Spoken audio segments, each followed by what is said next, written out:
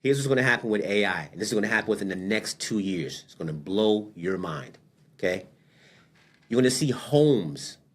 They're going to have dual entry from the outside and the inside, and that dual entry is going to be your refrigerator. And what you're going to be able to do is to order your food on your phone, send it to the supermarket. The supermarket will pack up all your stuff, put it in a car. A robot will drive to your house, open the outside door of your refrigerator, input all the food. It will have a picture of where you even put your food. So it will know where to put the cabbage. It will know where to put the milk. It will know where to put the meat, okay? It will close and it will be metal locked, which will trigger your indoor fridge opening, and you won't even have to leave your house to get your food delivered to you. Homes, they're designing these homes now, okay? The new set of homes are going to have you like, what is that big behind door out there? That's the outdoor refrigerator. And what will happen is that your AI fridge will have a sensor, 2 sensors. One will be weight distributed, so when the milk is light, it will say you're light on milk. And the other will have a time dispenser that will say the meat has been in the freezer this long, should we buy it? And it will keep a track listing of what your food is. So within 6 months, it will know exactly what you order in your house. And then the fridge will look at you and say, shall we order? You just have to say yes. You will come back in a day and your fridge will be full. This is what is coming. That's why I keep saying, get in front of the AI. Don't be surprised by the AI. Because in a minute, if you don't pay attention, drivers, Uber has to pay attention. Because once they figure this out, at minimum, not the long distance stuff, but the local stuff in the neighborhood is going to be robot driven. It's not going to be a person. Because watch this. Because you won't make enough money for the local stuff anyway. $6 trip, $7 trip. But give it to the robot. Okay? You do the 20 miles, the 30 miles, the city to cities. So that's where this is coming. That's where this is coming.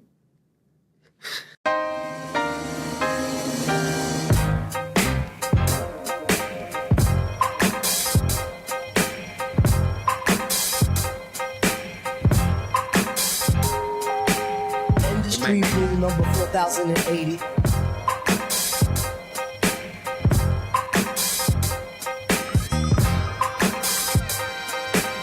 Industry rule number 4080. Record company people are shady.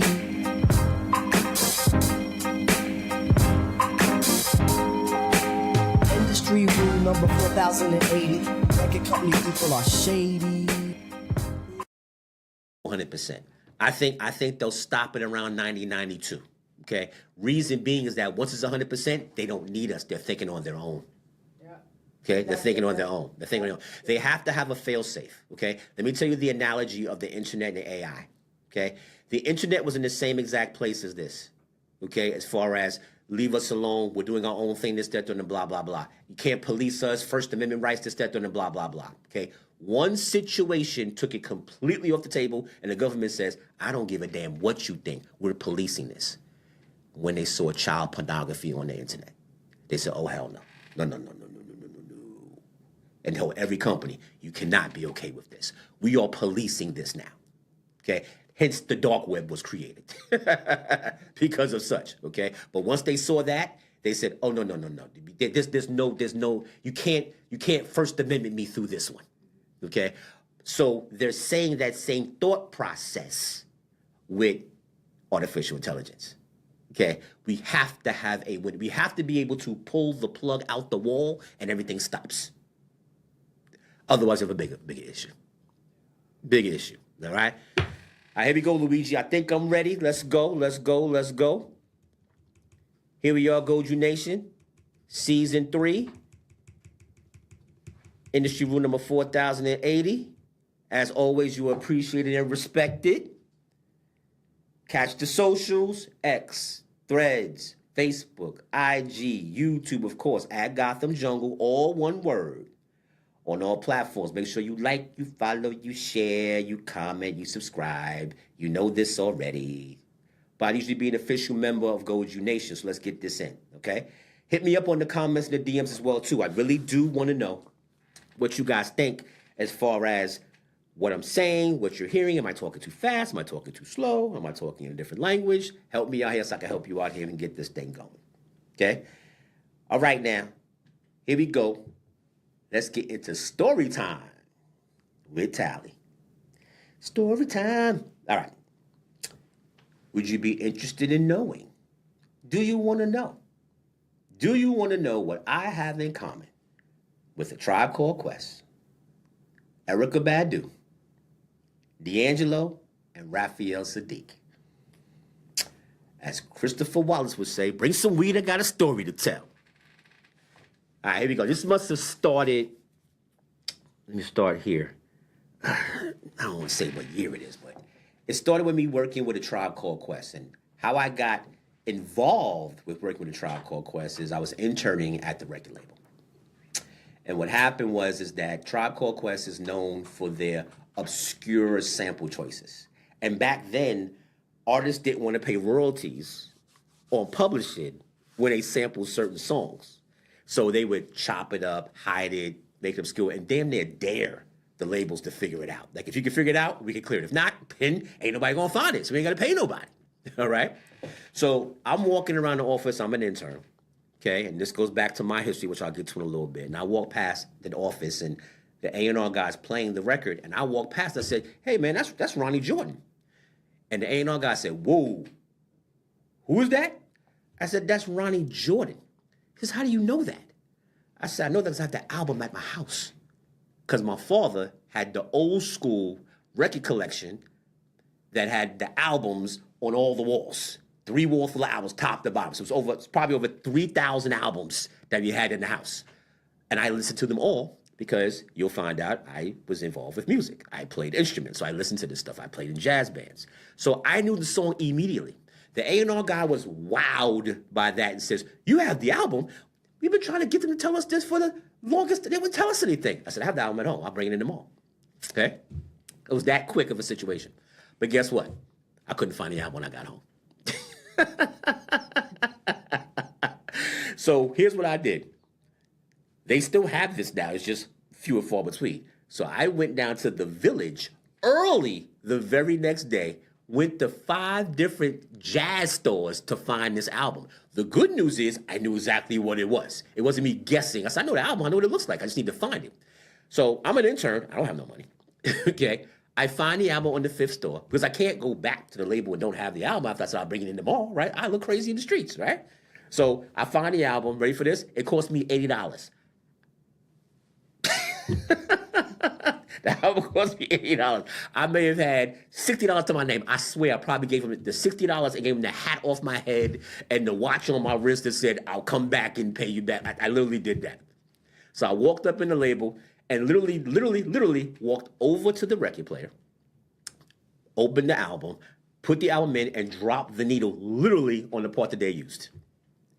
And the A&R guy was like, this is amazing. This is amazing that she even knew this. He has no idea about the $80, but that's what happened, okay? So basically, the information's on the album, and the sample gets cleared, and a couple weeks later, the management company says, wait a minute, why do we have to pay such and such and so forth, such and such and so forth? They said, because you had to clear this sample. How do you know where that sample came from? So now they're on a hunt who's blowing them up. Okay, so they're asking the public affairs, business affairs and stuff like that. How did this happen? How did this happen? Blah, blah, blah. And it comes out eventually that an intern knows who this is. Okay, so literally probably the next day, Q-Tip comes into the office and says, who is Kenyatta? Who is Tally? Where is this Tally guy? He comes in there yelling and screaming. And everybody goes, he's over there, right? And he goes, well, how did you have this album? Like, I don't even know if there's 20 of these albums even exist. I says, well, my dad was a jazz musician, and he has a huge collection, and I've listened to every record that he has in the collection, and I knew what it was immediately. He was impressed by the fact that A, I found the sample, and B, I knew what I was talking about musically because I have a music background. That's the beginning of me and Q-Tip's relationship, okay? Next day, Ali walks in and says, I want to meet this guy. Because, again, they're very prideful about what they're utilizing style-wise to make these things kind of happen. So I got to know Ali, but I got a little bit closer with Q-Tip. Okay. Then I met Fife, and Fife was a big sports guy. I'm a big sports guy. We connected there. All right. But here's where me and Q-Tip really connected. At that point in time, I had a girlfriend. Shout out to Method Man. That's her. That's what I call her, Method Man. Okay. Luigi, I have 9 great female friends. They're each a member of the Wu-Tang Clan, and they actually literally fit the personality of each one. So my ex-girlfriend, Method Man, used to say, I can't walk around looking like a bum because I'm an intern. I ain't got no good money. So, you know, her family did some things, and she was able to take care of me, and I had a nice little decent wardrobe. And plus, she had a great fashion sense, a fantastic, still does, a fantastic fashion sense. So I would just kind of lean on her because I'm the creative guy. Anyway, what would happen is that when I would run around the office, like Q-Tip would say, where you get that shirt from? Where you get them pants from? Because you had to have a fashion know where they're from. So he knew that I would have a fashion sense. So when he would tell me, this is how we got close, or initially got close, he would say, look, man, I'm doing this photo shoot for such and such a sofa, blah, blah, blah, blah, blah. But, and I've already wore the jacket, but they're artists, right? So they don't have like one winter jacket. They have 20 winter jackets. So he's like, man, if you want it, I'll give you the jacket. What am I saying? I'm an intern, number one. Number two, I'm talking to one of the biggest producers and artists in the game in the hip hop sense. And he's connected with me on a level where he wants to kind of do stuff for me. What am I gonna say? Hell no. So basically what happened is that he would remember, this was important to me. He would remember, like he would come to the label and he would say, he would bring me like jackets and bring me like shirts and stuff like that. Like, here. And I would just be very, very appreciative. Very, very appreciative. So that's how we kind of connected there. Me and Ali connected musically, and me and Fife connected, like I said before, through sports and stuff like that. That's how that kind of panned out. What then happened is that they're working. So now I'm just giving you the connection to the artist. Yeah, the connection to the story now starts here. Okay, this is after the Midnight Marauders album. This is after award tour and stuff like that when they're working with De La Soul and blah, blah, blah. And they're working on beats, rhymes, and life. Okay. Because of the Ronnie Jordan story, okay, they used to have closed sessions. And you would have to call to come in. You couldn't just go into the sessions. Okay. A, because I was clearing samples. And B, because they had respect for me. I was allowed to go to the sessions. And that made people mad at the label. Like, I can't even go to, how you go? Whatever. Okay. But with that being the case, I was allowed in sessions. So I go into a couple of sessions and I see this guy in the room that's actually writing rhymes to the songs. It's not Fife, it's not Q-Tip. He's just in the room. I'm like, who is this guy? Okay. But again, it's not my money. I'm there to listen to what they're utilizing because they're letting me and saying, help clear the samples. Okay. So I go in, it's about a week or so, and the president of the company says, well, what's going on down there? Because again, they don't have access. So now I'm the key to the access. And I'm like, yeah, I said, they're working on some stuff, but there's some guy down there. I have no idea who he is, but he I guess, I don't know. Turns out that it's Consequence, who's Q-Tip's cousin. This is my first time meeting Consequence. First time I meet him is he's in the studio writing rhymes. Okay. So then one time I go down there and Ali comes in. And again, because I have decent relationship with him, he's not like, what are you doing here? He's like, oh, you're here. So me and Ali are talking about the album, Consequences writing, blah, blah, blah. And I asked Ali, I said, so what are we doing here? He's like, yo, Ali, he said, Consequences is going to be on the album. I said, whoa, hey, whoa. How many songs is he on? We got like 4 songs. Whoa. What's going on with the contract? What's going on with the business? He just can't appear on the records. Is he getting paid? What's the royalty rates? What's the splits? You know, what's going on here, right? So at that point in time, Consequence is now engaged with me because he hears me speaking business compared to just music, if you will. So me and Consequence develop a relationship because, again, I'm not even sure if I like what I'm hearing. I just know that he's a part of the process. And because I'm the sample guy, and I'm hearing some business stuff that's been reported back to the company, I'm just gathering all the intel that I can kind of get to report back to the office. Okay? All right. So we're working through the album, and what happens is that I don't know I think at that point in time, the A&R person for A Tribe Called Quest had left to work at another company. So organically, not that I stepped into place, but organically I was around them more because I'm now musically involved with them, not just sample clearance involved with them. So what would happen is that they would book these night sessions. I would hang out at the night sessions. After I would work. Battery Studios was in the same building as Zomba and Jive Records. So literally, I work on the 9th floor. The studio's on the 6th and 7th floor. So it's just an elevator ride downstairs after I work. Okay, so I would go see them after work and hang out with them. No problem. So me and Ali are talking about, because Ali's taking bass guitar lessons. Okay, and he's working with Raphael Sadiq from Tony, Tony, Tony. I don't know if that was his teacher, but he was definitely working with him because Raphael plays bass. So he was working with him on that type of stuff. And he said, yo, you want to hear this? You want to hear this other artist we're working on? Me and Raphael Sadiq's working on? And I said, I'm just surprised here that you're getting bass lessons from this guy. Okay? He says, yeah, come and hear this song. So Battery Studios had 3 studios, A, B, and I want to say K2. I probably got the name wrong, K2 Studios. And Tribe was in the A room. So we go into the K2 room or the B room, whichever one it is, and I hear this song called Brown Sugar. And I said, who's this? He says, oh, this is D'Angelo. I said, I heard about this guy. This guy's got a big publishing deal, and he's got his artist. He says, yeah, we're working on D'Angelo at the same time. Okay? So I hear D'Angelo, Brown Sugar, as Tribe Called Quest is working on Beats, Rhymes, and Life, another room. And then the manager of D'Angelo comes in. His name is Kedar Massenberg. So I meet Kedar. Okay? Kedar, at this point in time, was given a label deal. Not sure how that happened, but Universal, when it first got officially started, their urban department, they broke off into 3 labels. 3 labels. One label was Kedar Massenberg. Another label was Charles Suit. Charles Suit was the manager of the Lost Boys. Remember that rap group? Okay. And Mark Pitts had a label. Mark Pitts at that time was Biggie's manager. So they were the 3 people that was going to help launch the label. So Kedar had his label. So I met Kedar, and what happened is that Kedar was establishing his label. Okay. And at that point in time, I was more established as being in the game to a certain extent. So Kedar and I developed a dynamic of seeing each other because he went to record out of Battery Studios. Why? Because if you remember, Tribe Called Quest sonically was considered very high end. So he wanted the same engineer that worked on Tribe Called Quest to work on D'Angelo. His name is Bob Power. Okay, so Bob Power was like, I'm not going to a different studio. Bob Power was like, I'll be working here. So he said, no problem, I'll just book studio here. So basically, Bob Power was on 24-hour watch working on this album, Tribe Called Quest album, and the D'Angelo album. Then Kedar says, do you want to meet my first artist that's coming out? And I said, sure, I would love to meet your first artist that's coming out. Okay, what's his name? He says, her name is Erykah Badu. So Erykah Badu is in the K2 studio, while D'Angelo's in B and Tribe Called Quest is in A. And I meet Erykah Badu, I meet Questlove, and literally this goes on for like 3 months because they're all recording their albums at the same time. Why is that relevant, Luigi? Because I was literally in the room. I was literally there. I literally was there at the birth of neoclassic soul as it was being recorded. And what the beauty of it is that they were all in each other's sessions.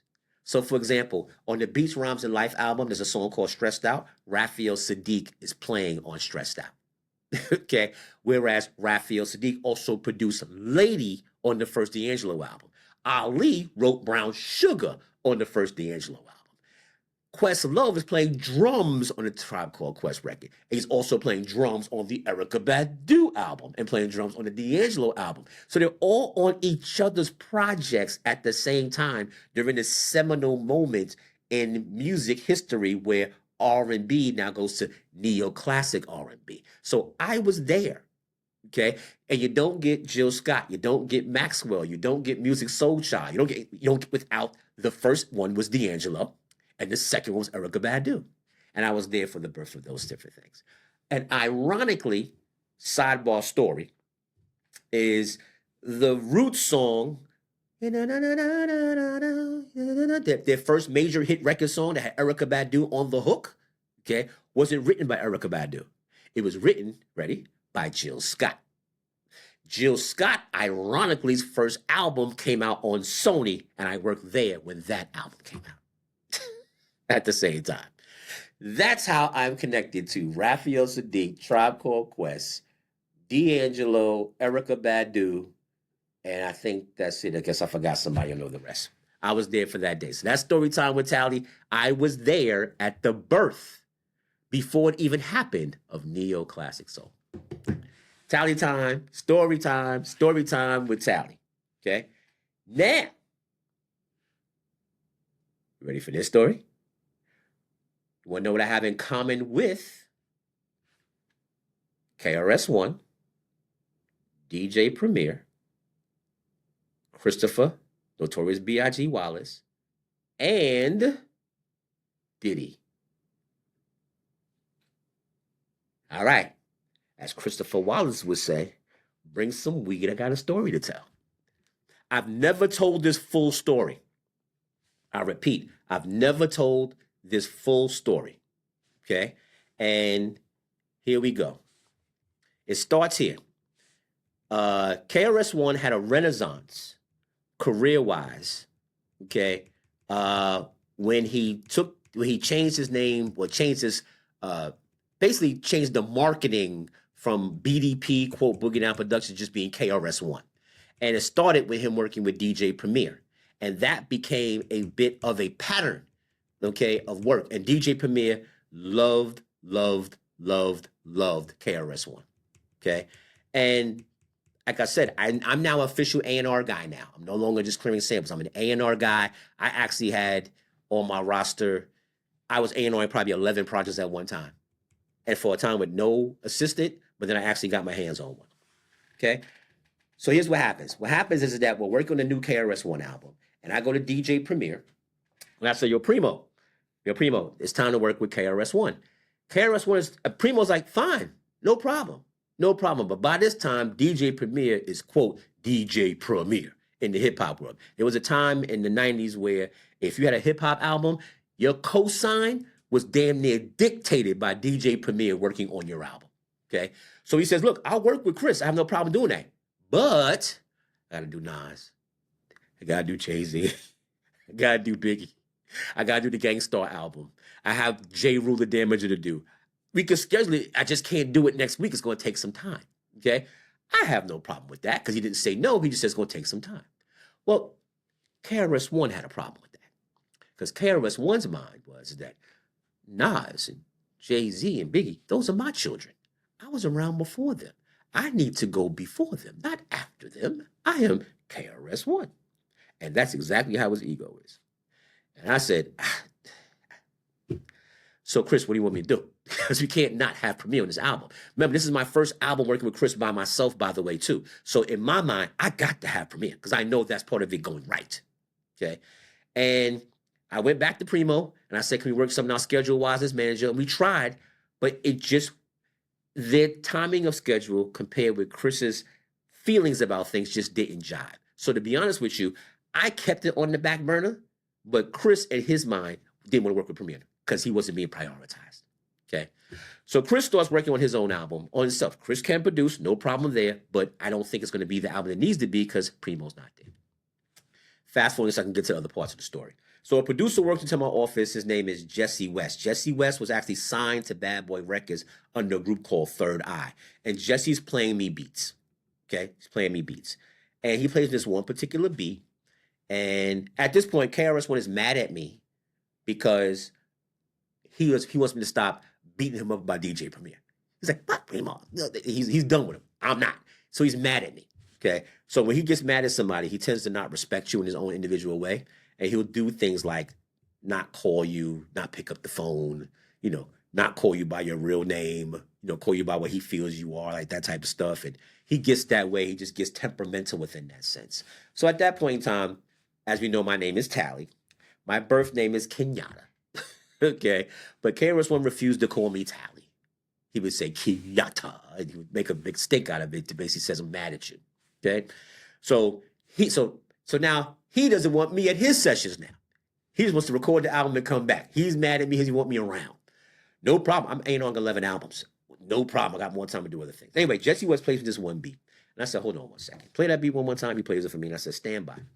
I called the studio where Chris is at. Okay? And he says, what do you want? Okay. We hadn't spoken about maybe 2 weeks. What do you want? And I says, I am bringing you your first single. Okay? He said, yeah, whatever. And I said, no, I'm dead serious. I'm bringing you your first single. Okay? and I'm coming by. I didn't even say, can I come by? I'm coming by to drop it off, right? So Jesse West made a copy of the track. I took the beat to the studio. He was recording in the studio. And I walked in and I basically just dropped the recording on the corner of the recording soundboard, and I left. I didn't know, because in my mind there was no conversation to have, because he has to hear it anyway, and I didn't want to stop his session. I don't hear from him for about 2 days. 2 days later, calls the office. Hey, Tally. Oh, okay. We're Tally now. You should come by the studio. Oh, I should come by the studio. Oh, what do I owe the pleasure? What do I owe the privilege? He said, man, stop with the BS. Just come by the studio, right?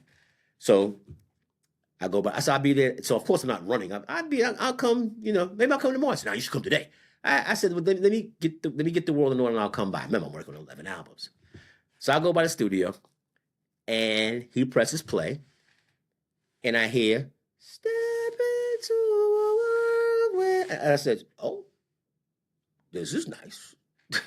Then the beat drops, and I go, we're good. But I still need KRS-One to be KRS-One. I need to hear the lyrical thing that makes me go, we're good. And then he says, I'm not saying I'm number one. No, I'm sorry, I lied. I'm number 1, 2, 3, 4, and 5. I said, we're good. We're good. We're good. There's KRS-One being KRS-One. So I then go back and we mix the record right away, because we recognize how good the record is. I had an A&R meeting like that Friday. And the A&R meetings are like all-day things. Like we order lunch and dinner. That's how long the meetings are. Okay? Because you speak about every artist on the roster. I'll tell you a previous story. How many artists are on the roster? Okay? So we're there. So I'm not there for the A&R meeting. I'm like 4 hours late. The whole office is like, what the fuck is Tally at? What? They ready to fire me the whole thing. Okay? Because I basically just shucked off the meeting. How dare I? Okay? So I come into the meeting 4 hours late. Everybody is there. The president, the CEO, the head of business affairs, everybody's there. Looking at me like, who the fuck do you think you are? And I simply say, I am sorry. Please forgive me. But I had to make sure that I bought the biggest record of KRS-One's career. That's literally what I said. Okay? So now, my balls are on the table, right? The record better be the best thing ever. It better be, right? I popped that record in. The whole meeting is dancing like maniacs. Oh my God. Oh my God. Oh my God. Oh my God. Oh my God. At this point in time, the Backstreet Boys were on the label. So that was the most important thing in life. They stopped the Backstreet Boys conversation, played the record 3 times in a row, and was like, oh my God. Oh my God. The president of the company looked at me and says, is it mixed? I said, that's why I bought it, to make sure it was mixed. It just needs to be mastered. The owner of the company, the CEO, says, and where's the album at? I said, the album is done. I just bought you guys the first single. I went from being the biggest person in the world who was in trouble to the best person of all time. They told, you got to do this. Marketing plan. Where's the promotion guy? Da-da-da-da-da-da. So we off and running. The record's loved. Only message I got was the head of my department came into the meeting afterwards, and he had to do this. I know he had to do this. He says, you ever come to a meeting late like that ever again, I'm going to fire you. I was like, okay, whatever. I knew what it was, but he had to say that. We put the record out. The record is what it is. Everybody knows the record is that, blah, blah, blah, blah, blah. Okay? Here we go. So at that point in time, because I was established, I had a relationship with Diddy. 2 different reasons why. One, he went to high school with my brother. So we knew each other from Westchester, Mount Vernon. So it was a familiarity of seeing each other. Then there's the record business connection of I'm in the game, he's in the game. So what happened was that back in the day, when Bad Boy was first being Bad Boy, Diddy would have listening parties for all the albums that came out. And if you were on the list, you would be allowed to come to Daddy's house and listen to albums. So I heard Life After Death before it came out. I heard Faith's new album, 112's new album, Mace, all these albums I heard before they came out, right? So this time I went to the Mace listening session, and there was I listened to Diddy's album. It was a Diddy album, one of his albums, And he had the song, I've been around the world, I, right? That type of thing. He had a remix of that record. The remix was amazing. And I said, who produced this, Diddy? He said, oh my God, Nasheem. Nasheem is the guy who produced Who Shot Ya for Biggie, by the way, and did this remix. So I kept Nasheem like in my back pocket, like, I like this guy. I like this guy. And he wanted to get to know me because the producers of Bad Boy wanted to meet the other A&R guys at other labels to get more work. Okay, rather than just working at Bad Boy. So I got to know Nasheem. And basically, I wanted to give Nasheem the remix to the KRS-One record. Okay? Nasheem was working on the remix. Okay? I get a phone call from my assistant. See, I smooth. What's up, Cassandra? And she said, Diddy's on the phone for you. I said, okay. I pick it up. He starts talking. I says, this is not fucking Diddy. I hang up the phone. Hang up the phone. He calls back. Tell her. So he's like, he's cursing at me. And I'm like, all right. What is it? Like, are you hiring me? Like, are you trying to hire me from like, what do you want? Like, because at this point, Bad Boy is Bad Boy. He doesn't need anything from me. He's perfectly fine. He's like, why didn't you tell me you had this KRS-One record? It's the biggest record ever. I love this record. Oh my God. You gave it to Nasheem. I want to remix this record. I want to remix it. And I'm like, well, that's past my pay grade because I know how much money y'all making per record. Y'all making way too much money. I said, I got to get you on the phone with the president of my company. So I called the president of the company upstairs. He never picks up my phone call. I'm not worthy. Okay. So I go up into his office. I break into his office. Basically walking, he's in the meeting. He's like, what the fuck do you want? How dare you come over? I was like, I've been trying to call you. Diddy is trying to talk to you on the phone. You're not picking up the phone. He's like, what? I said, Diddy is on the phone right now. Trying to talk to you. I'm trying to call you. I said, I need you to pick up the damn phone. So I have the phone transferred over. And Diddy's on the phone with me and Barry talking about the remix. Okay, so we talk about how great the record is, what they're doing, this, that, doing, and blah, blah, blah. And then they start getting into financial numbers. And I says, I'm out because I'm not cutting the check. Y'all work that out. I'm done. Okay. But I had to fix the Nasheem relationship because Puffy came in to take over the remix, if you follow me. I wanted Nasheem to do the remix. So Nasheem was a little bit depressed because he's like, man, I thought I was doing the remix. So I called Diddy back and I says, look, Nasheem has to be the co-producer on this record because I went to him first. Don't take it from him. He's like, I don't care. Matter of fact, he can produce the whole damn thing. I just want to be on the damn record. Okay? So now I tell KRS-One that Diddy wants to remix his record. Okay? He hates the idea. He's like, I don't want that shiny shoot commercial rapper. He hates the idea. And he's mad at me for even bringing it up to him. So I called the president of the company. I says, Barry, you got to talk to Chris. You got to talk to Chris. Chris doesn't get what this means. Because in this day and age, a Bad Boy remix could save your project. Like you would go from selling 100,000 records to selling 700,000 records with one Bad Boy remix. So it made that much of a difference. Plus the record was already huge. It could only get bigger. So they wanted to shoot a video, the whole thing. Anyway, Barry basically incentivized KRS-One to do the remix. I guess he gave him some extra money. All right. So now I'm doing this remix with KRS-One and with P. Diddy. KRS-One still being very negligent and not trying to work with me to get this thing done. So I had to do this. And I could have got fired for this, but I did anyway. So I booked a session with Diddy and KRS-One knowing that KRS-One was not coming. I knew he was not coming. So I'm in the studio with Diddy and we're in there for like 4 or 5 hours. I know he's not coming. Diddy's waiting patiently for him to show up. Okay. I'm making an excuse at the 4th hour saying, Chris had a family emergency. He could not make it. Don't kill him. We'll get the next one done. We'll still pay you for the studio time. I used the family angle. Puffy worked with it. It was fine. We got it done. Next time they got into the studio, blah, blah, blah. So they're recording the record. Okay. This is an amazing punchline, by the way, when I get to that point. So now they're traveling, we're running around, and the song has to be finished. Chris Parker at that time did a lot of college tours because he's very intellectual. So he would make good money speaking at colleges. So he was in Atlanta at that time. Okay, so I had to fly to Atlanta to go to Peachtree Studios in Atlanta. That's where Outkast records at to get this song finished. Okay, Puffy is in California. Okay, Chris is in Atlanta. I'm in the middle navigating this record getting done. Okay. Chris is having trouble finishing up the record. He's making up BS excuses. Can you turn on my vocals? This doesn't sound right. He's making up excuses because he can't really get the thing done. And me and Diddy recognize that. So to be honest with you, Diddy kind of A&Rs him through the process. I'm A&Ring him too, but he's more hearing Diddy because of what Diddy is saying. So we got the record done. Record's done, the record's finished. We're about to master the record, okay? Watch this. Pay attention. This is where it gets good, okay? And this is where it sounds now like a couple things going on, but you'll get the bigger picture.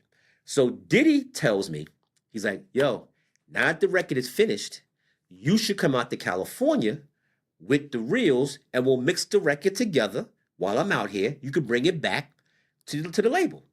No problem. Watch what I'm about to say. Biggie has an album release party. Come hang out with us. Come to the party. You'll be my guest. And then we'll mix the record and then you'll come back.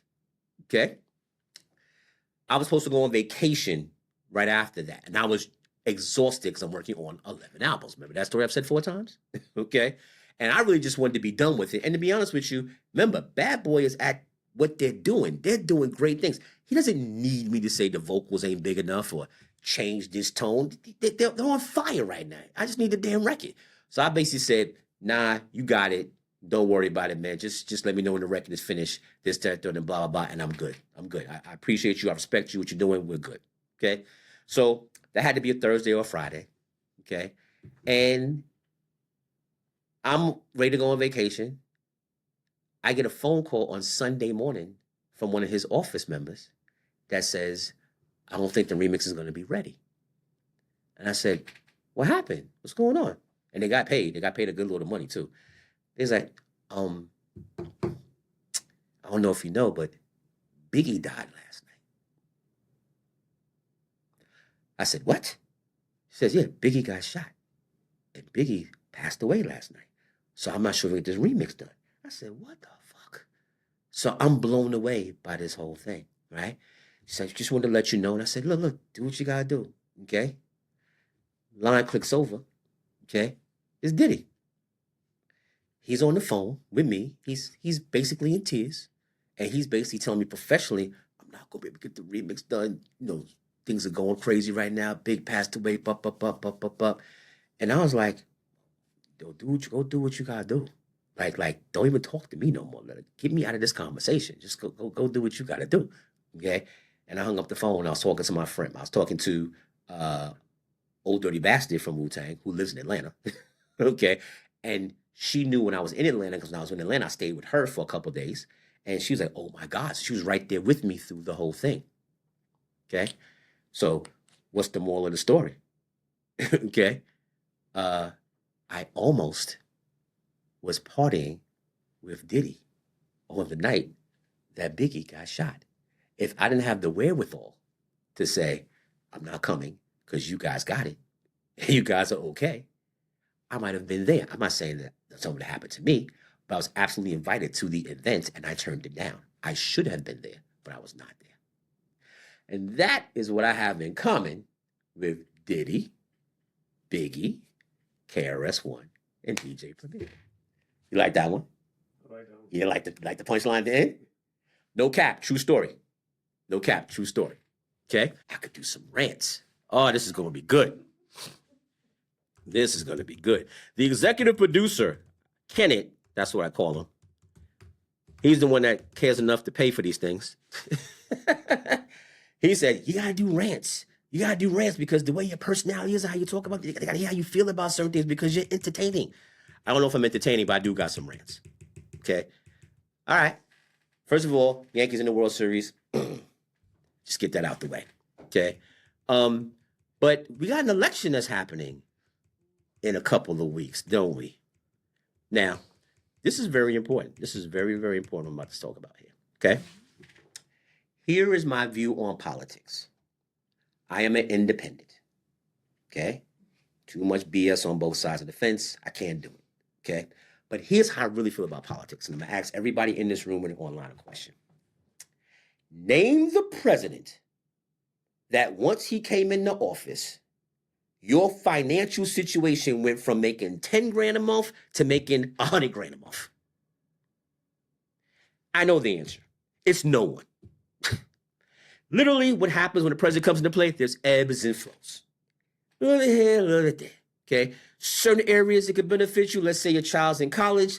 Other areas you can benefit you. You got a small business that helps you out. But in general, your life does not change.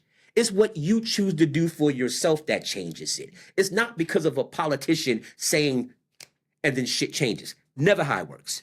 That's why I stay independent. And I say that as the premise of what I'm about to say. Okay? I don't care who you vote for. But here's my issue with both candidates. Okay? Trump is simply a liar and he's divisive. I'm not saying his policies are wrong. I'm not saying what he wants to do is right. But he lies in the process and he's divisive in how he tells his stories. He wants to pit people against each other. That's just not healthy. That's my Donald Trump take. Very simple, but also very true. My Kamala take is two-sided. The first side is, and look at my skin color as I say this, I have a problem with my men out there. Look at my skin color as I say this. Because when Barack Obama ran for president, I don't recall anybody giving a damn about his policies and about what he wanted to say and what he wanted to do and who he's going to save and blah, blah, blah. It was a lot, look at my skin color, about checking the box and saying, let's get a person of color in the office. And that was the rallying cry. On top of fatigue of the Republicans doing what they were doing. Add in the ageism of McCain. That's how we got there. That's facts, that's not myth. Okay? But we wanted to check the box. We didn't say, well, his policy, his overseas policy is this, and the way he feels about homelessness is this. We didn't give a shit. We just said, he speaks very eloquently. The Republicans are on our damn nerves. Let's vote for this guy. That's literally what it is. Again, what it is. Why am I hearing so much fervor about Kamala's policies? Well, she doesn't feel about this, and she doesn't feel about that. And they're not incorrect. I'm just saying that when Barack ran for president, the thought process was, amongst people my skin color and around the world, was like, shh, let's just get him in there. Well, how about the women want to check a box? How about they would like to have something done that makes them feel good about themselves? I'm not saying, I said vote for who you want to vote for, but why can't women just have their boxes checked the same way 16 years ago we wanted to make sure that Barack's box was checked? I'm seeing so much sexism when it comes to Kamala from men, it bothers me because it's not fair. Because it was told to take it off the table when the other guy was running for president. So I'm not saying she should win. I'm not saying she should lose. I'm just saying that the support that we ask for, we should be able to provide. I don't know if that's fair. That's pro-Kamala. Anti-Kamala. She ain't really talking about what the issues really are. She's just basically saying, I ain't him. Okay? I don't know if Kamala can handle an international incident like what happened with Israel and Palestine. I don't know. She's prepared for that. Don't know. Don't think so. Don't know. Okay? I don't know if she really wants to handle the immigration issue the right way or knows how to go about it. I don't know. I know what she says. I just don't know. And I don't know if she has the best interests of, and this is hard to do, by the way. This is why people that support Trump like Trump. Because Trump doesn't pretend to, quote, co-sign every group. He co-signs what he knows is what he knows is what he knows and says, we'll get to the other stuff. In theory. You could debate that, but in theory. Kamala's kind of like, I'm for all Americans. But then when a special American says a special issue, she kind of dances a little bit. Actually, probably dances a lot, to be honest with you. So I don't know. All I'm saying is that I'm independent because I don't know what she's saying makes sense. I know what he's saying. Ugh. It just, the divisiveness and the lies is what bothers me. Because literally, if that person was in your life acting that way, I don't know if you'd be okay with that person acting that way in your life. And say, it's okay. He does more good than bad. I don't know if he would think that way. So that's why I take issue with that. That's my political rant. Okay? Should I stop there? Should I do one more? I think I got one more. One more. I got one more. Okay, this is a relationship one. Okay? Oh, I'm pissed about this. I am so pissed about this. Okay? I really am. I really am. Because this is really a fucking problem. Okay? Social media and what it has turned single women into is become utterly disgusting. And when I say disgusting, okay? What the fuck is a passenger princess. This is a term that women use. And what they're basically saying is that, take care of me, I'm supposed to sit pretty in the car next to you. I'm a passenger princess. What the fuck does that mean? What do you do besides sit in the damn car and say, I'm a passenger princess? You bring no value to the situation. I need to know what else that means. Please give me the hidden message that I'm missing. I got another one for you. Social media, especially on the dating sites. I don't see likes. Have you heard this term? I don't see likes. What that basically means is that you must super like me. You must do the over and above. You just can't like me. Anybody can like me. I need you to super like me for me to even give a damn about you hitting my profile. What the fuck does that mean? You have no idea who this person is or what they can do. This person may have horrible body odor. This person may have 4 kids telling you she has 2. This person may have no job, never had a job. This person may run through your pockets and just want your money, but she will refuse to connect with you if you don't super like her. What the fuck kind of thought process is that? That is baffling to me.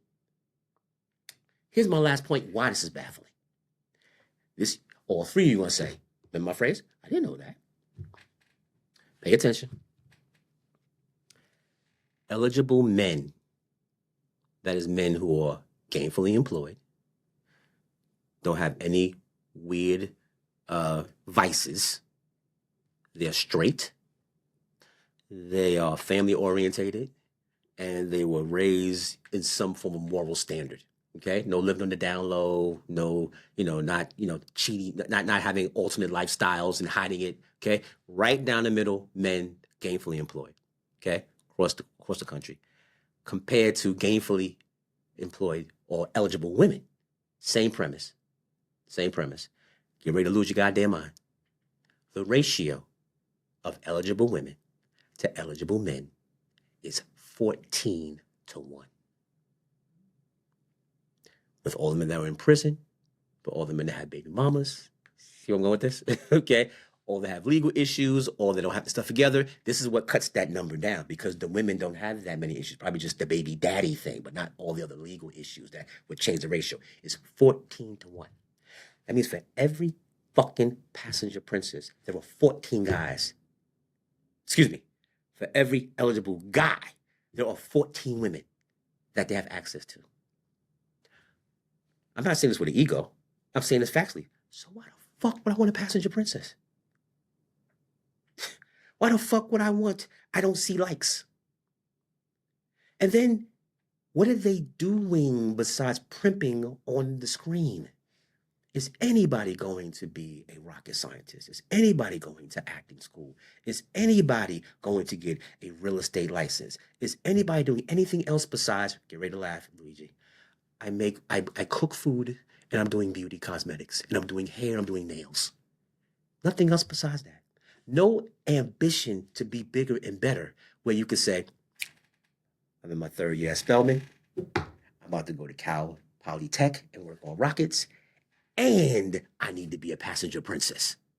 Now you're making too much fucking sense.